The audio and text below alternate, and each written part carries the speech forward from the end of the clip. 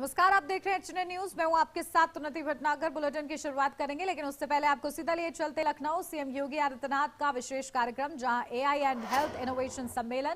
क्या कुछ कह रहे हैं, सुनवाते हैं। सबसे बड़ा राज्य है, 25 करोड़ की आबादी जिस राज्य में निवास करती है, उस राज्य के बारे में पिछले 8-8.5 वर्ष के अंदर जो परिवर्तन देखने को मिले हैं, ये डबल इंजन की सरकार ने नीति स्पष्ट है,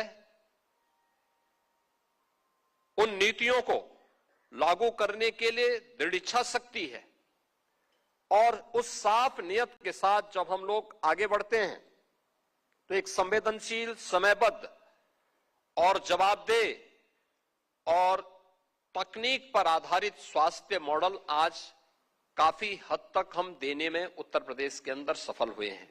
अभी जब हमारे डिप्टी सीएम कह रहे थे, ब्रजेश पाठक जी यहां पे कह रहे थे कि 17 के पहले क्या स्थिति थी और आज हम कहां पर हैं।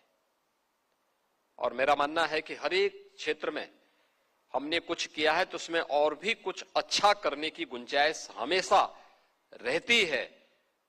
वे अपेक्षाएं, वे आकांक्षाएं जो प्रत्येक व्यक्ति को आगे बढ़ने के लिए प्रेरित करती हैं, ये उसी से जुड़ी हुई होती हैं। उसमें और अच्छा और कुछ अच्छा करने हमारे सामने चैलेंज था कि हर जिले में मेडिकल कॉलेज हो। हम उस दिशा में आगे बढ़े।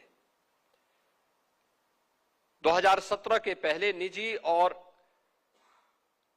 गवर्नमेंट के स्तर पर प्रदेश के अंदर कुल 40 मेडिकल कॉलेज संचालित हो पा रहे थे और आज हम लोगों ने इसकी संख्या बढ़ाकर के 81 की है। 81 मेडिकल कॉलेजेस यूपी के अंदर चल रहे हैं। 2 एम्स यूपी के अंदर संचालित हो रहे हैं।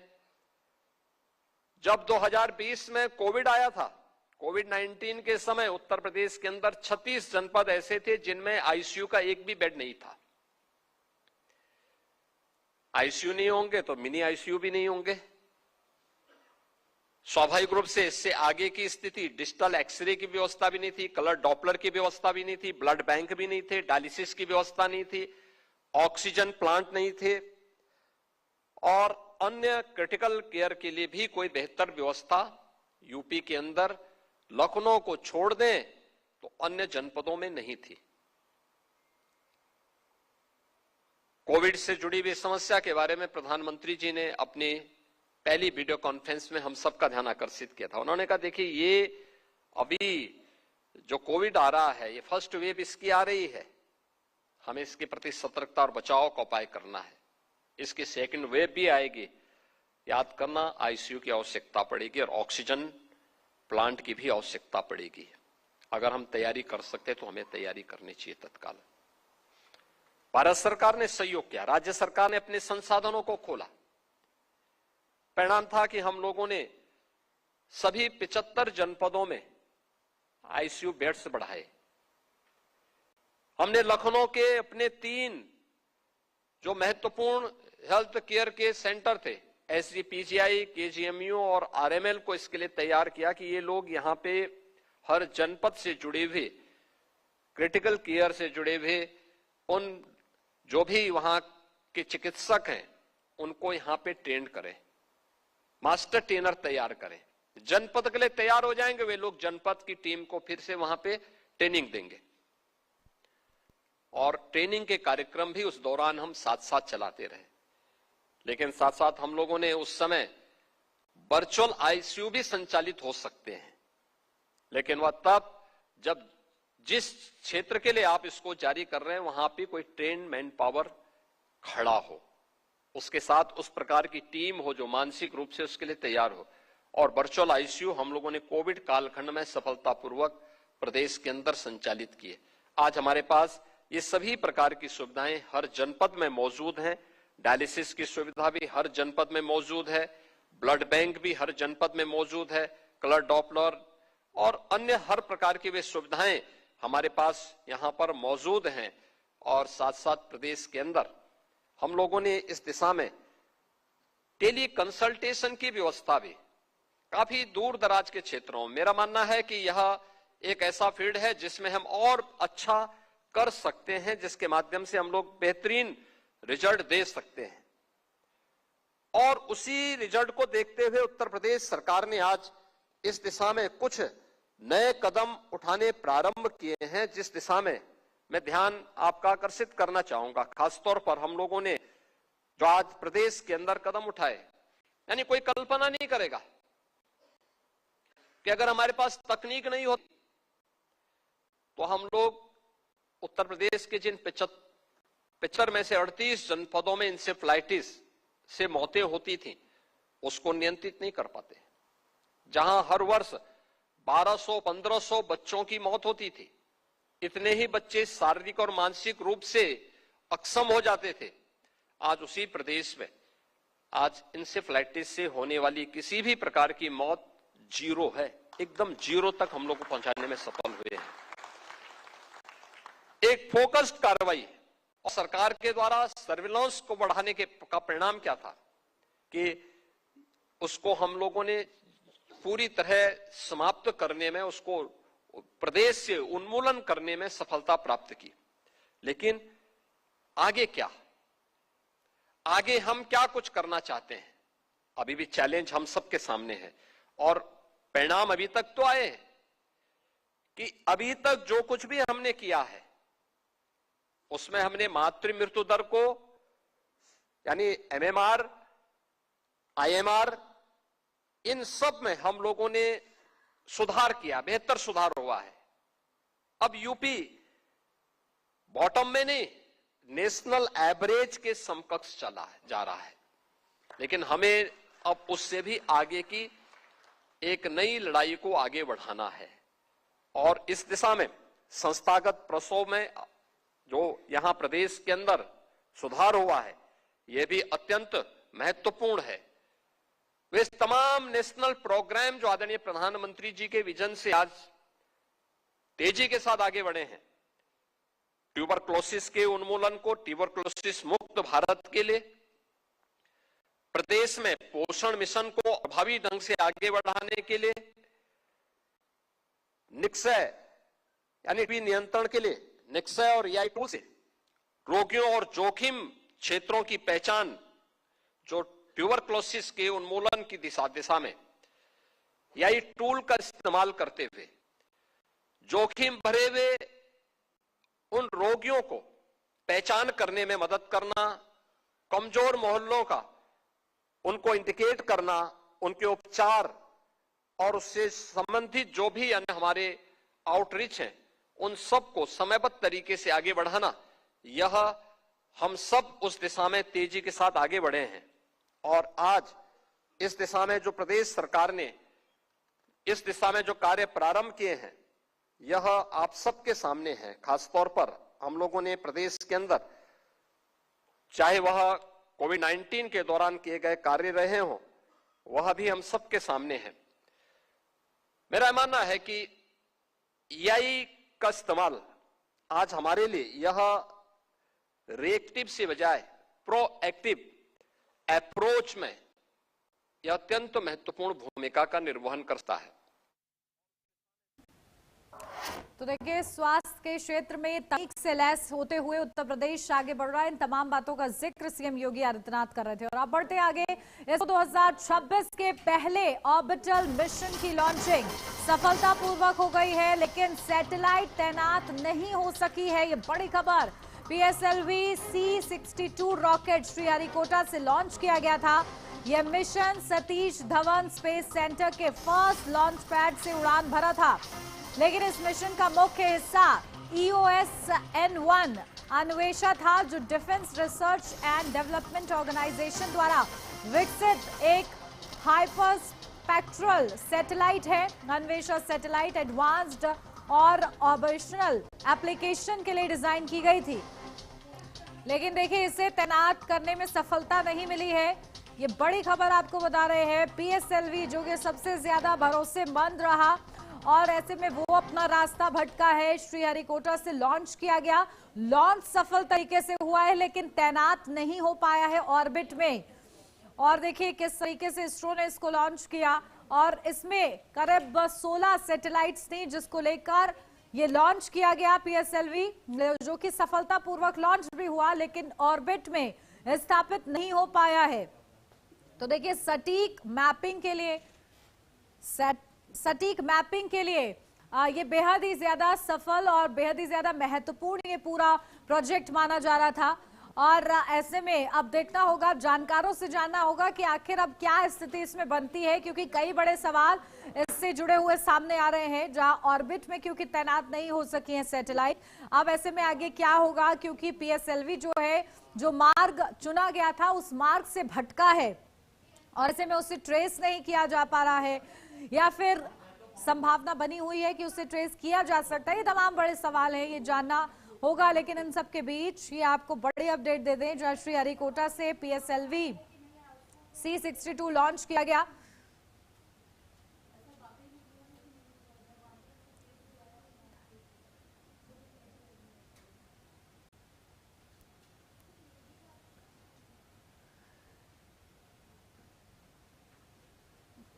ठीक है, चलिए हमारे साथ बेहद ही खास मेहमान प्रेरणा चंद्रा जी हमारे साथ जुड़ गए हैं। प्रेरणा जी, बहुत स्वागत आपका। और देखिए आज सवाल आपसे ये, क्योंकि बेहद ही अहम हो जाता है कि अब साल का पहला मिशन था और देखिए पीएसएलवी जो कि सबसे ज्यादा भरोसेमंद जाना जाता है, चंद्रयान-1 हो या फिर मंगलयान हो, इसमें किस तरीके से अपनी महत्वपूर्ण भूमिका निभाई, लेकिन अब रास्ता भटक गया है, कैसे समझे इसे?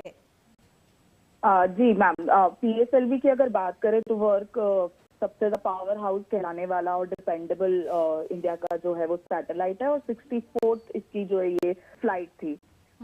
तो डेफिनेटली अभी जिस तरह से इसरो के अपडेट्स आ रहे हैं कि हम अपनी जो ट्रेजेक्टरी पे नहीं पहुंच पाए हैं और फिलहाल के लिए मिशन की जो है कोई भी अपडेट जो है वो हमारे पास अभी फिलहाल के लिए तो नहीं है।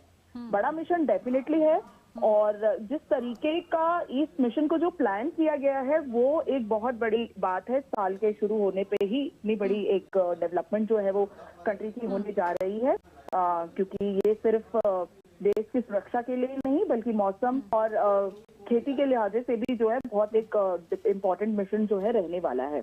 जहाँ तक की बात रही इतनी पुष्टि जो है हम ये नहीं कर पा रहे हैं कि वो किस तरीके के टेक्निकल ग्लिचेस जो बीच पे आए हैं, इसके लिए वी आर ऑल्सो वेटिंग कि कोई डेटा जो है वो जल्द से जल्द पोर्टल पे आए और हम समझ सके कि किस तरीके की ये गड़बड़ी जो है वो उसकी वजह से जो अपना ऑर्बिट जो है वो नहीं पहुंच पाया है।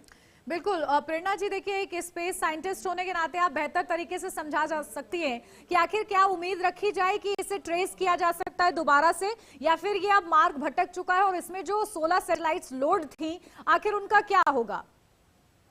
देखिए अगर मैम जिस तरह से अगर ट्रेजेक्टरी और ये इसके जानकारी तो हमें इसरो के द्वारा ही प्राप्त हो पाएगी कि किस तरीके से हम उसको ट्रैक कर पा रहे हैं या क्या उसका वो है।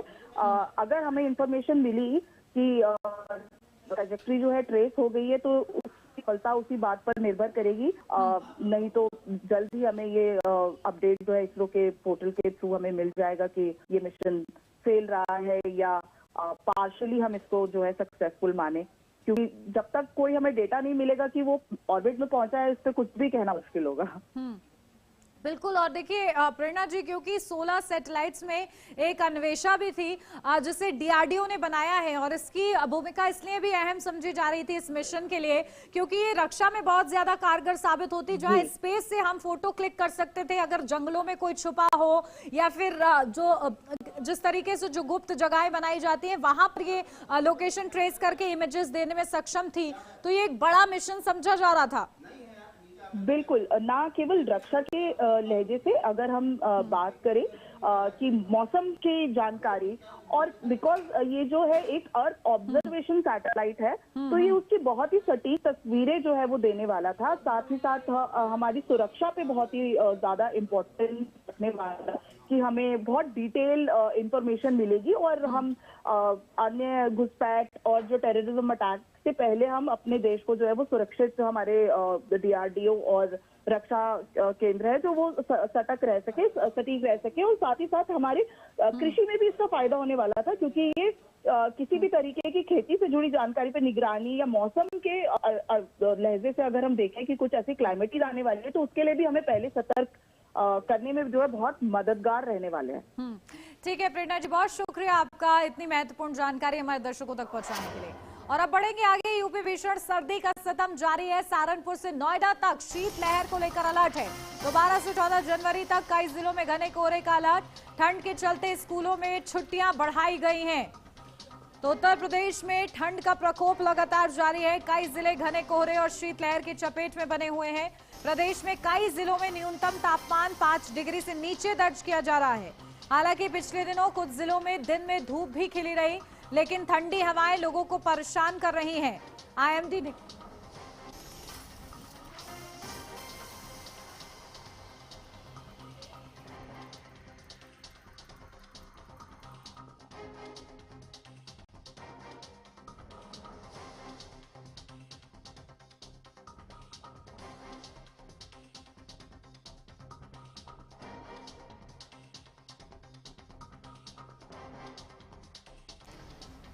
तो देखिए, आईएमडी ने 17 जिलों में शीतलहर का येलो अलर्ट और ऑरेंज अलर्ट जारी किया है। तो 40 से ज्यादा जिलों में घने कोहरे की चेतावनी भी जारी की गई है। तो ये तस्वीरें हैं जहां लगातार ठंड का सितम इस कदर बढ़ रहा है। हर तरफ से घने कोहरे की ये तस्वीरें सामने आ रही हैं, जो कि चिंता बढ़ा रही हैं। तो लोग परेशानियों का सामना कर रहे हैं क्योंकि कड़ाके की ठंड है और लगातार ठंड का ये आलम आप देख रहे हैं। जहां घने कोहरे की चादर भी देखने को मिलेगी, तो शीतलहर से भी लोग परेशान होते हुए नजर आ रहे हैं। तो सहारनपुर से नोएडा तक कुछ इसी तरीके से तस्वीरें हैं।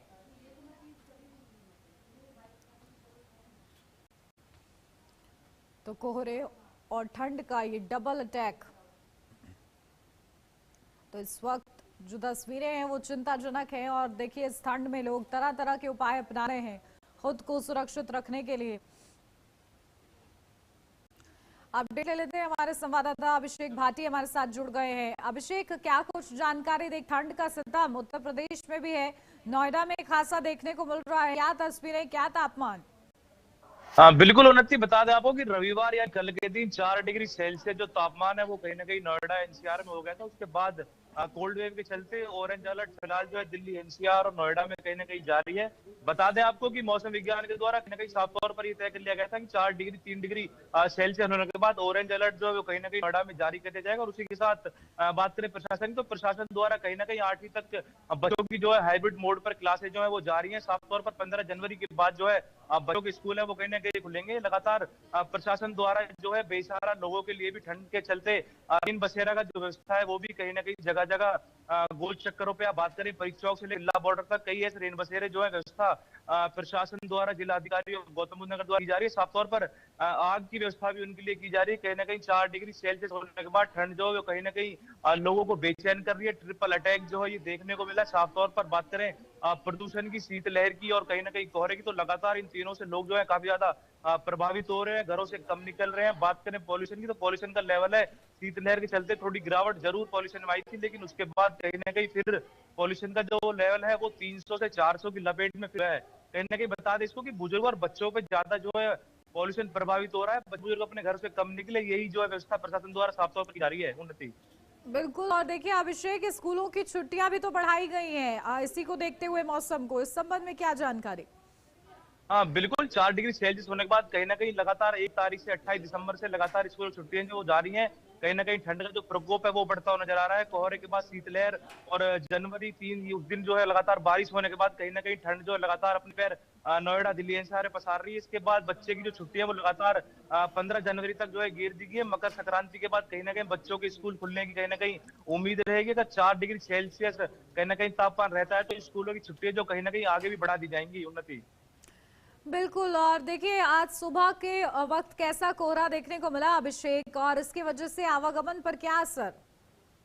बिल्कुल, जो 20 मीटर की जो विजिबिलिटी थी वो कहीं ना कहीं नोएडा गेटवे में फिलहाल कोहरे के चलते देखने को मिली है। शीतलहर के चलते कोहरा जो है वो फिलहाल कम है, जिसके चलते पॉल्यूशन में भी काफी ज्यादा गिरावट आई थी। बता दें आपको कि 250 से 300 की लपेट में जो है AQI लेवल फिलहाल अभी भी जो है बना हुआ है। और कहीं ना कहीं दिल्ली एनसीआर में काफी ज्यादा परेशानी पॉल्यूशन के चलते लोगों को हो रही है।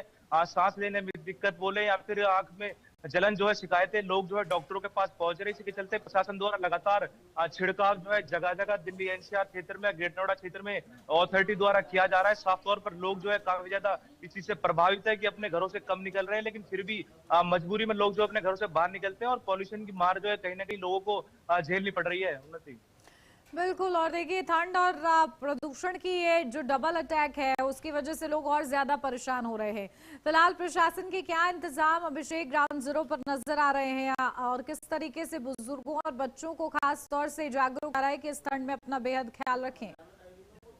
देखिए, बिल्कुल मौसम विज्ञान द्वारा साफ तौर पर 4 डिग्री सेल्सियस तापमान होने के बाद कहीं ना कहीं ऑरेंज अलर्ट जो है वो जारी कर दिया गया था और प्रशासन ने साफ तौर पर इस चीज को देखते हुए कहीं ना कहीं बच्चों की छुट्टियां भी जो है वो कहीं ना कहीं कर दी गई थी। 15 जनवरी तक सभी स्कूल जो है 8वीं तक के बंद रहेंगे और हाइब्रिड मोड पर जो क्लासें हैं वो लगातार जारी रहेंगी। इसी पर कहीं ना कहीं प्रशासन द्वारा साफ तौर पर बेसहारा लोगों के लिए रेन बसेरा का इंतजाम है, वो भी जो है जगह जगह पर किया जा रहा है। नोएडा स्टेडियम या परिचौक पर जहां जहां ज्यादा आगमन लोगों का होता है, दूसरे जिले के लोग जो है जहां पर आगमन करते हैं, वहां पर अगर कोई व्यक्ति अपने ठिकाने पर रात को नहीं पहुंच पाए तो रेन बसेरा का इंतजाम उसके लिए साफ तौर पर प्रशासन द्वारा किया जा रहा है। जिलाधिकारी मेधा रूपम ने साफ तौर पर खुद ग्राउंड जीरो पर जाकर रेन बसेरा का जो है जायजा भी लिया था और कहीं ना कहीं इसी के चलते लोगों को जो है बहुत उम्मीद जो है कहीं ना कहीं रेन बसेरे में ठंड से बचने की मिली थी और आग जलाने की व्यवस्था भी जो रेन बसेरों में इस बार जो है कहीं ना कहीं साफ तौर पर प्रशासन द्वारा की गई है।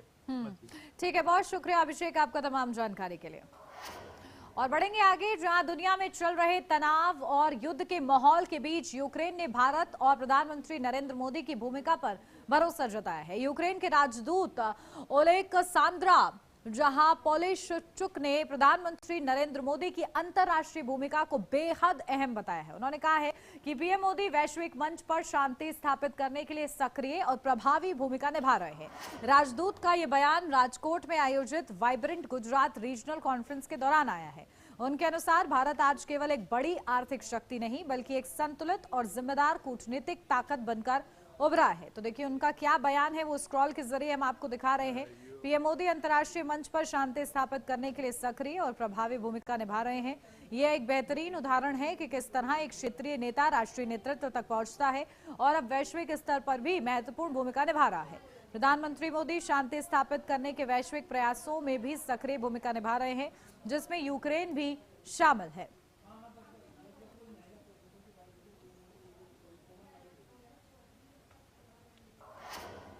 और इसी के साथ इस बुलेटिन में बस इतना ही। खबरों का सिलसिला आगे भी जारी रहेगा, बने रहिए HNN न्यूज के साथ। Leader.